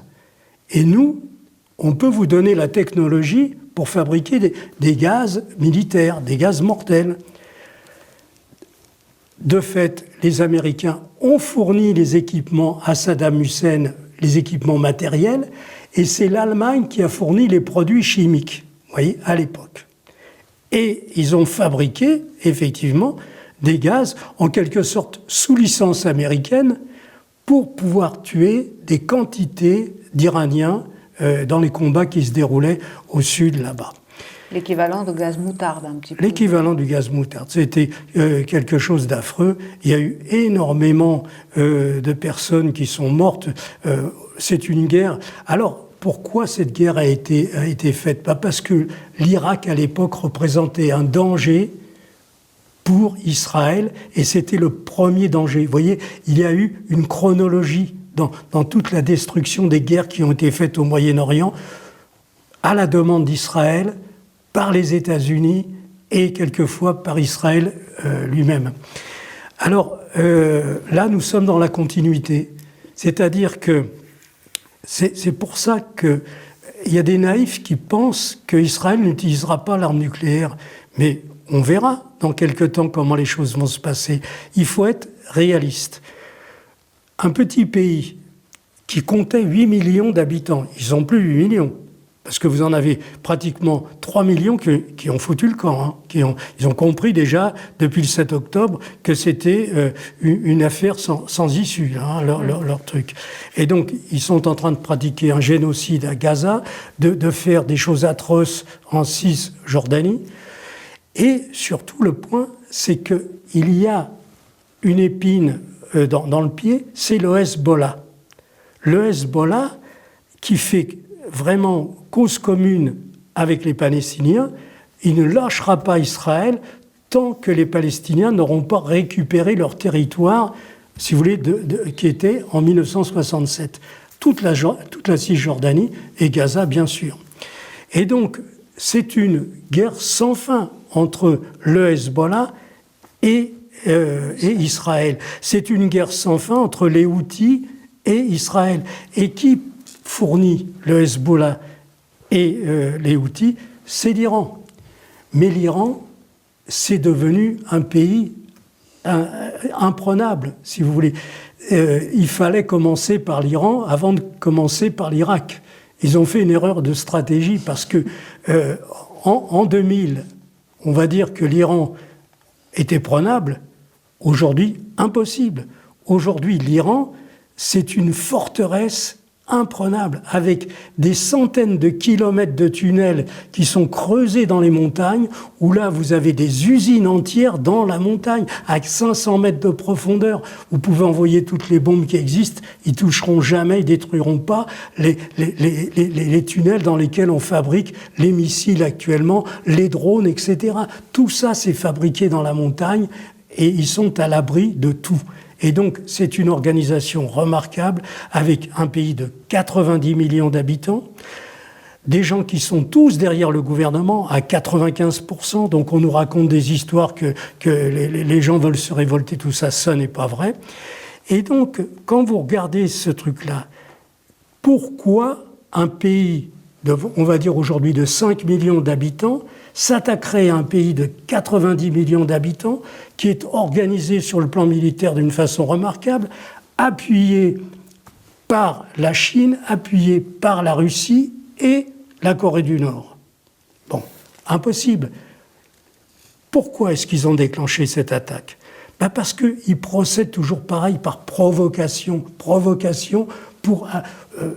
si vous, ils étaient au courant du 7 octobre, des attentats, tout ça. Mais ça les arrangeait parce que ça leur permettait de dire on va expulser tous les Palestiniens de Gaza. Et donc, à chaque fois, c'est des gens qui réfléchissent. Il leur faut un prétexte pour agir. Or, là, ils s'attaquent à un pays qui est beaucoup plus grand. Alors, en se disant, c'est les États-Unis qui vont réussir, ils se rendent compte que c'est un échec total. Les États-Unis sont en situation d'échec énorme parce que non seulement ils ne peuvent pas détruire les forces militaires iraniennes, ils pourraient s'attaquer qu'à la population civile, mais surtout, ils risquent de perdre toutes leurs bases américaines au Moyen-Orient. Parce que maintenant, si vous voulez, l'Iran a la capacité militaire de menacer les pays qui accueillent les bases militaires américaines pour leur dire « si vous les conservez chez vous, nous, on vous détruit ». Parce que ces bases représentent un danger pour notre pays. Et donc là, maintenant, ils sont en situation de dire « et vous avez un pays qui a été cul et chemise avec Israël, c'est les Émirats d'Abu Dhabi, eh bien eux, je peux vous dire que je ne mettrai pas beaucoup d'argent sur Dubaï, moi, parce que c'est une ville qui est en sursis, on va dire. Hein. Voilà. Monsieur Chevrier, lorsque donc Donald Trump bombarde l'Iran au prétexte de détruire les capacités nucléaires de l'Iran, est-ce qu'à ce moment-là, il ne fait pas face à une autre menace venant d'Israël qui permet, qui pousse plus loin Il voudrait, il n'y a pas d'autre solution, si vous voulez, que de s'attaquer à la population civile iranienne pour obtenir la réalisation du Grand Israël. Donc, si on prend en compte cette donnée, on aboutit à comment détruire la population civile iranienne avec le nucléaire. C'est tout. Ce sera vraisemblablement les Israéliens qui le feront, peut-être les États-Unis, pour éviter qu'Israël soit l'objet d'une fatwa, en quelque sorte. Mais ils ont choisi Trump, qui est un abruti fini, pour ça, et surtout il a été présenté par les autorités israéliennes comme le premier président juif américain, parce qu'il aurait, paraît-il, il se serait converti. Et donc, alors, il y en avait un qui, à mon avis, était pire que lui, c'était Lyndon Johnson, qui a été, sans aucun doute, dans l'assassinat de Kennedy. Justement, j'aimerais qu'on revienne sur deux points. Pour moi, il y a deux énormes scoops que vous nous donnez aujourd'hui. C'est déjà c'est le fait que la France s'est dotée d'armes nucléaires grâce à une coopération avec Israël. Oui. C'est-à-dire que même, je dirais, avec un petit peu de peut-être de perversité, on peut dire que la France a joué un atout stratégique à ce moment-là. Alors il faut être clair, on ne peut pas dire que c'est la France, mais c'est quelques personnes qui étaient aux manettes à l'époque qui a précédé d'ailleurs la période Guy Mollet. Shimon Peres, qui était quelqu'un de très habile, très intelligent, a su rencontrer les bonnes personnes et les convaincre. Et notamment... On est en quelle année à ce moment-là? Alors, on est en 54. Et il vient en 52 pour la première fois. Il crée donc des liens avec différentes personnes. Il se crée un petit réseau. Il est, dès son arrivée, quelques semaines après, il a un bureau qui lui a été accordé à côté du bureau du ministre des Armées. Et donc là, il peut frapper à la porte ou même rentrer dans le bureau pour expliquer avec son traducteur ce qu'il faut. On est en 52. Et puis, comme c'est quelqu'un de très intelligent, il apprend relativement vite le français et va pouvoir négocier des choses sans l'aide d'un traducteur. Et il va obtenir donc des contacts avec des personnes que j'ai citées déjà dans des émissions, et notamment Francis Perrin, qui était commissaire à l'énergie atomique. C'est lui qui va donner son feu vert pour cet accord qu'il va y avoir entre on fait les essais pour Israël, on construit la centrale de Dimona, mais en retour, on a toute la technologie qui va nous être fournie par les services d'espionnage d'Israël à travers leur ambassade aux États-Unis. Et puis, il y aura d'ailleurs la visite de Oppenheimer, qui était le responsable de la recherche nucléaire à Los Alamos, qui va rendre visite à Ben Gourion et qui va encourager Ben Gourion à se doter de l'arme nucléaire. Et donc, au départ, pour eux, c'était une arme de dissuasion, puisqu'ils voulaient faire savoir à ceux qui les menaçaient, l'Égypte, l'Irak, qu'ils avaient la capacité de les détruire s'ils s'attaquaient, s'ils mettaient l'existence d'Israël en danger. Vous voyez ? Mais petit à petit, la quantité d'armes qu'ils ont produites, c'est plus une histoire de dissuasion. Donc nous sommes maintenant dans une situation où l'Iran a la capacité de détruire Israël avec des missiles conventionnels, à tête conventionnelle. Ils ont une telle puissance. L'hypersonique balistique. Des missiles balistiques, etc., d'autres types de missiles. Et surtout, ils ont la ferme volonté, c'est ça qui est important, c'est que vous savez, dans beaucoup de guerres, qu'est-ce qui compte? C'est la détermination. Les États-Unis ont perdu face aux Viet Cong, qui étaient des gens qui avaient des fusils, des morceaux, des bambous, des trucs comme ça, mais ils étaient déterminés jusqu'au dernier à se battre. Et puis, les Américains n'allaient pas faire la guerre au Vietnam pendant 50 ans. Donc, au bout d'une dizaine d'années, ils ont commencé à comprendre que c'était une histoire sans fin. Et donc, eh bien là, vous avez l'Iran qui fournit des armes au Hezbollah, et eux sont déterminés à faire la guerre à Israël jusqu'à ce qu'ils libèrent les territoires de la Cisjordanie et de Gaza. Et donc, on est dans une situation où il faudrait que les dirigeants israéliens disent « Bon, ok, on revient à la doctrine de Ben Gourion, qui était « Nous sommes un petit pays, nous devons nous protéger à l'intérieur de nos frontières, sans chercher à aller plus loin, parce que nous n'avons pas l'armée suffisante pour faire la guerre à l'Irak, à l'Iran, etc. » Eh bien, là, ce serait raisonnable. On dirait « Bon, on rétrocède les territoires de Gaza, on rétrocède la Cisjordanie, et Israël peut exister avec la solution à deux États. Mais ce n'est pas ce que Netanyahou veut, et ce n'est pas ce que presque la majorité des Israéliens maintenant veulent. Ils veulent sortir tous les Palestiniens de la Palestine. Alors, donc, on est dans un système qui forcément va aller vers l'escalade. Comment faire céder l'Iran? Je vous dis, militairement, c'est une forteresse imprenable. Ils ont toute la technologie, ils ont obtenu de la Corée du Nord. Pas les Viettes, et ceux-là, ils sont dotés d'ingénieurs, de tout ce qu'il faut pour... Ah là, oui, c'est des gens qui ont, depuis 20 ans, il y a à peu près 240 000 ingénieurs de très haut niveau qui sortent chaque année des écoles en Iran. C'est un niveau intellectuel très, très élevé. Eh bien, vous avez la seule façon pour Israël d'obtenir que l'Iran cesse de fournir le Hezbollah, de fournir les Houthis, c'est de les faire capituler. Comment les faire capituler? Avec la menace de la destruction de la population civile iranienne.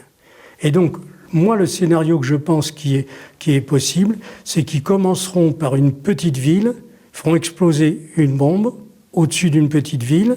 Il n'y aura pas de retombées radioactives, mais il y aura peut-être 300 000 ou 500 000 morts. Comme ça s'est passé à Hiroshima et ensuite à Nagasaki. À Hiroshima, les Américains ont dit, alors, vous signez maintenant, là, la reddition? Ah non, on ne signe pas. Bon, eh ben, après Hiroshima, il y a eu Nagasaki, et là, ils sont revenus, vous signez? Eh bien oui, on va signer. Donc, ils commenceront par une petite ville de 500 000 habitants. Les Iraniens vont voir. Seulement, ce qu'on ne sait pas, c'est quelle va être la réaction des Russes, quelle va être la réaction des Chinois, s'ils passent véritablement à l'acte, s'ils détruisent, s'ils tuent 500 000 personnes dans une petite ville et qui menacent de faire la même chose sur une ville de 1 million d'habitants, puis ensuite d'aller sur une autre de 3 millions d'habitants. Alors là, à ce moment-là, on peut, par le phénomène d'escalade, aller très vite vers une confrontation entre la Russie et les pays de l'OTAN. Si ça arrive, Israël devient le pays paria. Oui. Et quel intérêt pour eux de faire ça à ce stade? Sauf s'il y a une escalade derrière, si d'autres enchaînent en fait. Avec voilà, je crois qu'ils sont prêts à risquer leur existence pour obtenir ce but. Vous savez, là, on est complètement dans l'irrationnel. Si ces gens-là étaient rationnels, ils auraient adopté la solution à 2 États depuis 1967. Il y aurait un État palestinien avec... Déjà, c'était pas équitable puisque en 1948, l'Organisation des Nations Unies accorde 7% du territoire de la Palestine pour créer l'État d'Israël. Et avec tous les moyens qui ont été fournis par le lobby de la finance américain, anglais, français, en quelques mois, ils sont passés de 7% à 30%. Et puis maintenant, ils ont à peu près 75 à 80% du territoire de la Palestine. Sur le petit territoire de Gaza, actuellement, ils sont en train de repousser les survivants sur 30% du petit territoire de Gaza. Ils occupent 70% déjà de Gaza avec leurs bulldozers et tout ça, puisqu'il y a tellement de victimes que la seule solution, c'est de raser tous les immeubles pour les transformer en cimetières, si vous voulez. Pour vous, combien il y a eu de victimes à Gaza? Moi, je précise à nos auditeurs, juste avant que vous êtes vraiment ingénieur, vous vous basez sur des éléments très factuels, des calculs, et c'est ces calculs-là qui aujourd'hui... Oui, j'ai fait une étude comparative entre les bombardements de la ville de Dresde en Allemagne et qui avait une surface de territoire pratiquement correspondante à Gaza. On est dans les 340 km². Il y avait une population de 1 200 000 habitants à Dresde et 2 200 000 à Gaza.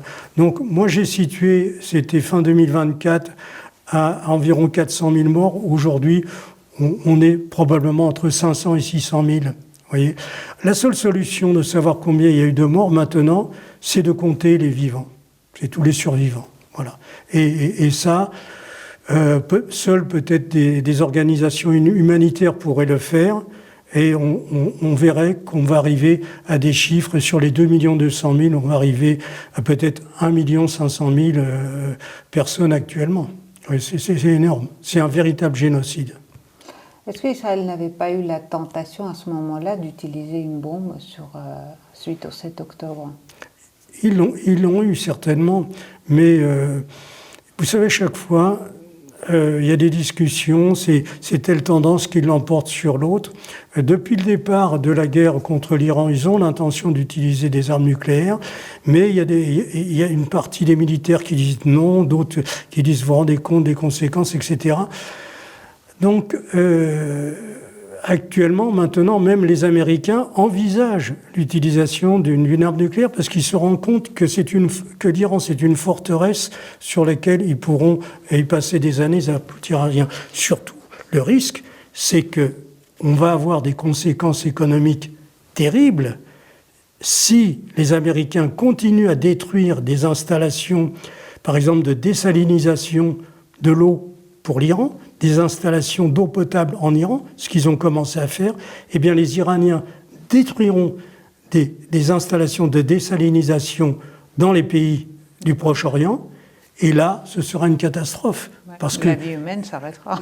Là, voilà, il n'y a pas de quoi, il n'y a pas d'eau. Donc, si vous n'avez plus d'usine de désalinisation, les gens ne peuvent plus boire. Qu'est-ce qu'ils vont faire? Ils vont commencer par envoyer tous les esclaves qu'ils utilisent actuellement, qui viennent du Pakistan, de l'Inde, des Philippines, qui travaillent, c'est eux qui ont fait tous les travaux dans les Émirats arabes unis, en Arabie saoudite et partout.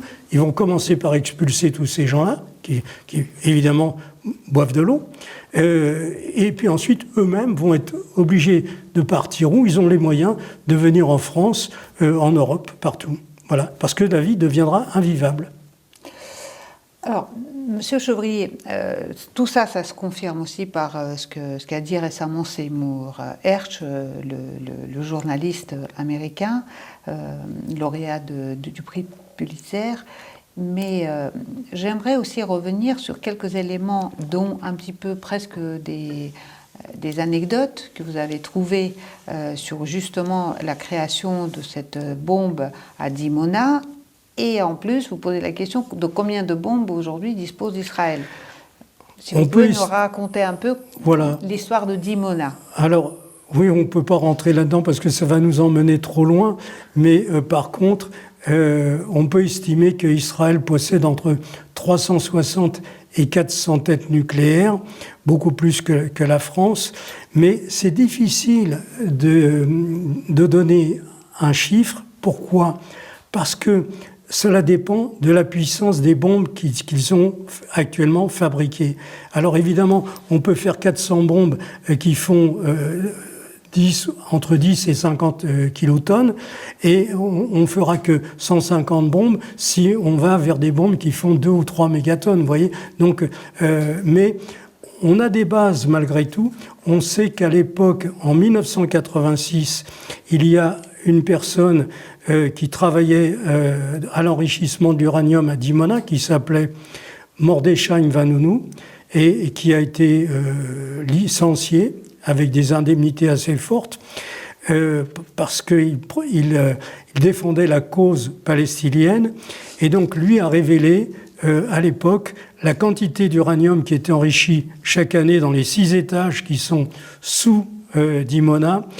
Eh bien, ça permettait la fabrication de 6 têtes nucléaires par an. Vous voyez, depuis 1960.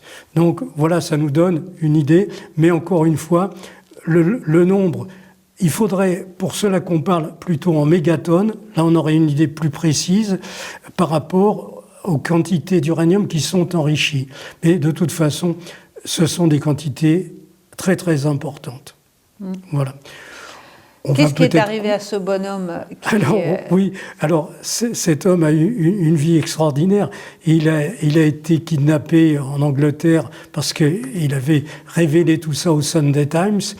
Et le Mossad l'a en quelque sorte kidnappé en Angleterre, plus précisément à Rome, parce qu'ils ont envoyé une femme qui était une Américaine, un de leurs agents, pour approcher ce traître, donc en quelque sorte. Ils l'ont ramené à Rome, Et puis de là, il a été renvoyé en Israël, jugé, et chose incroyable, il a été condamné à 26 ans de prison.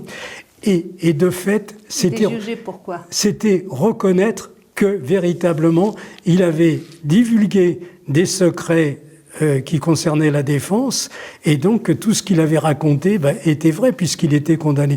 On ne comprend pas pour haute trahison. Oui, pour haute trahison. Et il a passé plusieurs années en cellule, c'était terrible. Il est sorti de prison depuis, il est encore en vie, et il a épousé une Norvégienne, mais malgré tout, il n'a pas le droit de sortir du territoire d'Israël. Il vit à Jérusalem. C'est un homme extraordinaire qui a épousé la cause palestinienne, qui a manifesté avec les Palestiniens à l'intérieur, alors qu'il travaillait à Dimona, vous voyez. C'est Mordechai Vanunu, un type, j'ai fait voir sa photo dans une émission que j'ai fait avec GFTV. Voilà. J'aimerais qu'on revienne un petit peu sur qui vous êtes, parce que c'est très impressionnant. Donc nous sommes arrivés à Sarlat et on a découvert votre usine que vous avez conçue et construite vous-même en 88, qui ressemble davantage à un château forteresse, peut-être un hôtel de luxe. D'ailleurs, il semblerait que les habitants s'arrêtent, les touristes s'arrêtent pour vous chercher à visiter. Oui, c'est vrai. Et vous l'avez complètement conçu en pierre de taille, les pierres que vous avez vous-même dessiné et calibré. Oui, ça s'appelle ça se fait plus maintenant, mais à l'époque de Michel-Ange, il pratiquait ça, et moi, sans le savoir, j'ai fait la même démarche. J'ai fait un plan de calpinage, ça s'appelle. C'est-à-dire qu'à partir du plan du bâtiment que j'ai fait, j'ai conçu la construction avec des pierres qui sont différentes, mais qui portent toutes une lettre. Et donc, les maçons avaient à disposition des milliers de pierres qui étaient en bas. La grue venait chercher une pierre, et le maçon qui avait le plan demandait une pierre qui avait la lettre A ou la lettre G ou M, parce qu'elle allait se trouver à cet endroit-là, vous voyez. Et donc, j'ai construit ce bâtiment qui est de 13 500 pierres, et chaque pierre a sa forme et son emplacement. Alors bien sûr, il y a beaucoup de pierres qui sont répétitives, il y a des pierres, mais ce sont vraiment des pierres massives, puisque les moins lourdes font 80 kg et les plus grosses 120 kg. Et tout ça a été amené à la grue sur place. Et c'est une petite équipe de maçons qui a construit ce bâtiment. En quelque sorte, une équipe de 5 maçons, et en quelque sorte, je leur ai donné la méthode, parce que au dernier moment, le patron de cette entreprise, il ne dormait plus la nuit, ça l'impressionnait, ce chantier, et il voulait plus venir. Et donc, j'étais confronté à un problème. Les pierres étaient livrées sur le chantier, et le patron de cette petite entreprise avait peur de faire ce chantier, et il a dit non, je ne peux pas venir. Et donc j'ai dit bon, il y a une seule solution, on va faire un radier sur le parking, et on va construire un pan de mur nous-mêmes, 100 mètres de ciment, vous voyez, en mettant des petites cales de contreplaqué. Et j'ai construit dans la matinée avec 2 gars, on a monté le départ du mur, des fenêtres et tout ça. Et puis ensuite, j'ai envoyé quelqu'un qui l'a carrément pris chez lui. Venez voir, il l'a amené, et on lui a dit, voyez, c'est simple, voilà la méthode. Je lui ai expliqué la méthode. Et la semaine suivante, il était là avec son équipe. Au début, ils avaient tous besoin du plan pour suivre. Et puis, 8 jours après, les maçons connaissaient tout. Ils appelaient les trucs parce qu'ils savaient qu'il y avait telle pierre qui irait à tel endroit. C'était une aventure formidable. On a construit ce bâtiment de 7000 mètres carrés en 9 mois. Oui, avec une petite entreprise de maçonnerie, mais il y avait d'autres entreprises qui travaillaient, les charpentes, j'ai eu à peu près 80 personnes qui ont travaillé sur ce chantier pendant 9 mois. Voilà. Et vous avez passé votre vie à inventer des procédés, vous êtes à l'origine de ces fils qui permettent d'attacher des charges très lourdes. Oui, des bandes, des bandes de liens de cerclage, parce que jusqu'en 1977, tout était transporté avec des bandes en métal. Et les gens se blessaient avec ça. Évidemment. Donc j'ai conçu un procédé qui a remplacé le métal par des liens textiles, d'abord souples, puis ensuite composites. Et là, on s'est développé très vite. Et puis après, comme j'étais le seul dans le monde à faire ça, j'ai été espionné. Et tous nos procédés sont partis d'abord en Hollande, puis après en Pologne, puis après en Chine. Et donc, il m'a fallu recréer d'autres produits pour essayer de... Dont les tubes. Dont les tubes, voilà. Alors, j'avais un avocat à l'époque, quand on faisait le procès, qui me dit, Monsieur Chevrier, ce qui vous a été volé, ça, vous ne pourrez jamais le récupérer. C'est un vol intellectuel, ça y est, c'est parti. Par contre, vous êtes un inventeur, continuez à inventer. Et donc, eh bien oui, je me suis relancé dans quelque chose. J'ai dit, je vais faire quelque chose d'un peu plus compliqué, où là, ça sera difficile peut-être de venir me chercher. Et j'ai créé les tubes d'Aquitaine. Et de fait, je n'ai pas été espionné, mais quelques années plus tard, j'ai été contraint de vendre cette technologie parce que c'était un marché beaucoup trop important pour nous. Et ça nous a permis de continuer à faire d'autres produits parce que la vente de cette technologie nous a rapporté pour investir dans d'autres domaines. Voilà. Donc il y a même au Sultanat d'Oman aujourd'hui des tubes qui transportent l'hydrocarbure grâce à... Absolument. Et pas qu'en Oman, parce que cette société Halliburton a installé des unités de production un peu partout, et notamment en Irak. Et donc, oui, ça a été une très belle aventure. Écoutez, merci beaucoup, Monsieur Chevrier. Je pense qu'on aurait pu parler encore pendant des heures, mais les limites de l'émission nous imposent d'arrêter cet entretien aujourd'hui. Donc, merci beaucoup. Encore une fois, vous êtes toujours le bienvenu sur GPTV pour raconter un petit peu tout ce que vous déduisez avec votre savoir d'ingénieur, de personne qui sait voir en fait les choses dans leur ensemble. Oui. Si vous avez une annonce à faire, n'hésitez pas. Non, je vous remercie. Non, je voudrais vous remercier d'avoir fait le déplacement. C'est très rare que des gens de la région parisienne viennent jusque dans notre petit village. Et donc, oui, c'était un grand plaisir pour moi de vous accueillir. Et je pense que plus tard, on refera encore des émissions sur Paris, dans votre studio maintenant à Paris. J'ai voulu aujourd'hui qu'on apporte un maximum d'informations. J'espère que les gens auront pris des notes et verront que la guerre nucléaire, c'est pas la fin du monde, puisque c'est surtout ça le message important que je voulais délivrer. Voilà. Mais il faut savoir s'y préparer et se voilà. protéger. Merci beaucoup, Monsieur Chevrier. Merci, Lara. À très bientôt.